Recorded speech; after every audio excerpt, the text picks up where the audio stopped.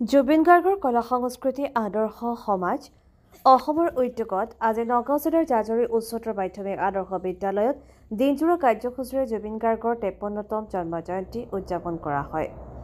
কাৰ্যসূচী অনুসৰি পোনপ্ৰথমে বন্তি প্ৰজ্বলন আৰু জুবিন গাৰ্গৰ আলোকচিত্ৰত শ্ৰদ্ধাঞ্জলি জ্ঞাপন কৰা হয় আৰু ঈশ্বৰ পুত্ৰই ভালপোৱা নাহৰ গছৰ পুলি ৰোপণ কৰে সমাজকৰ্মী তথা বিশিষ্ট শিক্ষাবিদ ইমদাদুৰ ৰহমানে। অনুষ্ঠানত বয়োজ্যেষ্ঠ ব্যক্তিসকলক সম্বৰ্ধনা জনোৱা হয়। বিয়লি ৩ বজাত মুকলি সভা আৰম্ভ হয়। মুকলি সভাখনত শিক্ষক তথা লেখক হৰেণ চন্দ্ৰ কলিতা, নজিফা বেগম, জাজৰি উচ্চতৰ মাধ্যমিক আদৰ্শ বিদ্যালয়ৰ অধ্যক্ষা স্মৃতি ৰেখা বৰাকে আদি কৰি বহুকেইজন বক্তা উপস্থিত থাকে। সমাজকৰ্মী প্ৰভাত বৰা আৰু দিলীপ শইকীয়াই আমাৰ প্ৰাণৰ শিল্পী জুবিন গাৰ্গৰ জীৱন দৰ্শনৰ ওপৰত আলোকপাত কৰে। লগতে তেওঁ ন্যায় পাব বুলিও আশা প্ৰকাশ কৰে। ইয়াৰ পাছতে সাংস্কৃতিক অনুষ্ঠান আৰু স্বৰচিত কবিতা আবৃত্তি প্ৰতিযোগিতা অনুষ্ঠিত হয়। অনুষ্ঠানৰ শেষ মুহূৰ্তত জুবিন গাৰ্গৰ সুঁৱৰি ১০০ এগছি চাকি আৰু ৫৩তম জন্ম জয়ন্তী উপলক্ষে ৫৩টা আকাশবন্তি জ্বলাই সকলোৱে সমবেতভাৱে মায়াবিনী গীত পৰিৱেশন কৰে। আজিৰ এই অনুষ্ঠানটোত দিব্যজ্যোতি শইকীয়া, দিলীপ শইকীয়া, প্ৰভাত বৰা আৰু দিগন্ত শৰ্মা উপস্থিত আছিল। আনহাতে জাজৰি গ্ৰীণ ভেলী পাব্লিক স্কুলৰ অধ্যক্ষা নজিফা বেগমে ঈশ্বৰ পুত্ৰৰ অধ্যয়নশীলতাৰ ওপৰতো ব্যাখ্যা আগবঢ়ায়। পূৰ্বাঞ্চল তথা ভাৰতবৰ্ষত আমি যিগৰাকী প্ৰিয় শিল্পীক হেৰুৱাই মৰ্মাহত হৈছোঁ।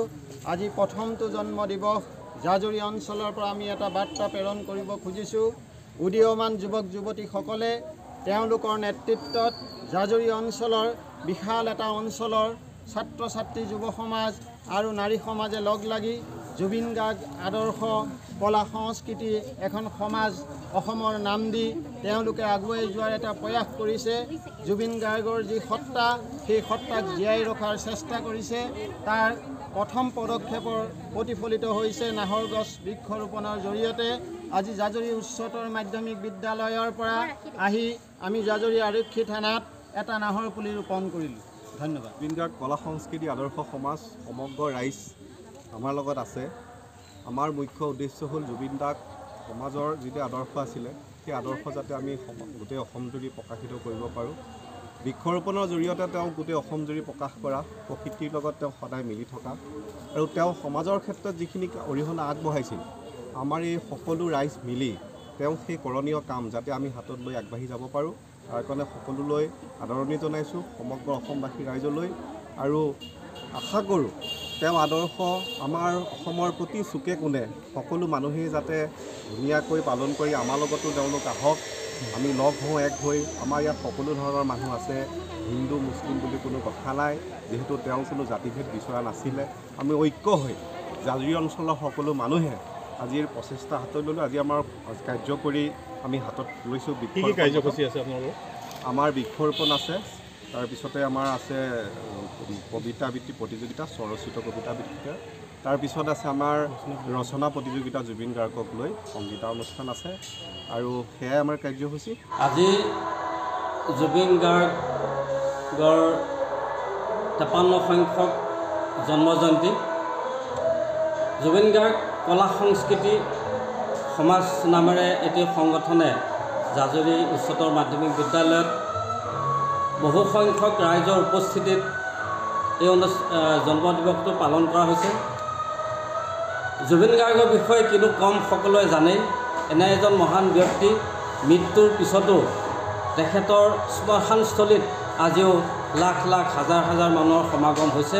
তাৰ পৰা আমি এটাই বুজোঁ যে তেখেতৰ গাত এটা ঐশ্বৰিক শক্তি আছিল, যিটো শক্তি শংকৰদেৱৰ আছিলে। সেই শংকৰদেৱে অসমীয়া সমাজখন জাতি ধৰ্ম বৰ্ণ নিৰ্বিশেষে এখন অসমীয়া সমাজ প্ৰতিষ্ঠা কৰোঁতে যি পৰিৱেশৰ সৃষ্টি হৈছিল, সেই একেই পৰিৱেশতে জুবিন গাৰ্গৰ মনত যি সপোন আছিল যে অসমত সকলো জাতি ধৰ্ম বৰ্ণ নিৰ্বিশেষে এখন ডাঙৰ বহল সমাজ প্ৰতিষ্ঠা কৰা, য'ত সকলো ধৰ্মৰ মানুহে প্ৰাধান্য পায়, সকলোৱে মিলিজুলি থাকিব পাৰে, এখন সুন্দৰ অসমৰ সপোনৰ কথা ভাবিছিল। কিন্তু দুৰ্ভাগ্যৰ বিষয় যে তেখেতক অস্বাভাৱিকভাৱে এইটো মৃত্যুটো আমি ক'ব খোজা নাই যে কি মৃত্যু পৰিকল্পিত নে কি হ'ল, সেইটো আমি ক'ব খোজা নাই। কিন্তু আমাৰ মুখ্যমন্ত্ৰী ডাঙৰীয়াৰ মুখেদিয়ে প্ৰকাশ যে এইটো হত্যাকাণ্ড হৈছে। যদিহে হত্যাকাণ্ড হৈছে, তেনেহ'লে আজি আমাৰ এই অনুষ্ঠানটোত সমবেত ৰাইজে এটাই বিচাৰিছে যে ইয়াৰ ন্যায় পাব লাগে আৰু হত্যাকাৰীক চিনাক্ত কৰি উপযুক্ত শাস্তি বিহিব লাগে, এইটো ৰাইজৰ দাবী আৰু আমাৰো দাবী। জুবিন গাৰ্গৰ যি মহান আত্মা, সেই আত্মা এনেকুৱা এটা ঐশ্বৰিক শক্তি আছে, যিটো শক্তিৰ বিনিময়ত গোটেই অসমবাসী ৰাইজ আজিও ম্ৰিয়মান হৈ আছে। সকলোৱে মনত কেৱল জুবিন গাৰ্গ, জুবিন গাৰ্গ, জুবিন গাৰ্গ। জুবিন গাৰ্গৰ অবৰ্তমানত আজি 53 সংখ্যক জন্ম উৎসৱভাগ পাতিবলৈ সকলোৱে দুখ অনুভৱ কৰিছে। আশা ৰাখিছোঁ আৰু ভগৱন্তৰ প্ৰাৰ্থনা জনাইছোঁ যে জুবিন গাৰ্গৰ সেই মহান আত্মাই য'তেই নাথাকক কিয় শান্তিয়ে থাকক আৰু আমাৰ মাজত যুগে যুগে জনমে জনমে জুবিন গাৰ্গৰ নামটো যাতে উজ্জ্বল হৈ থাকে তাৰে কামনা কৰিছোঁ। News desk report, any express.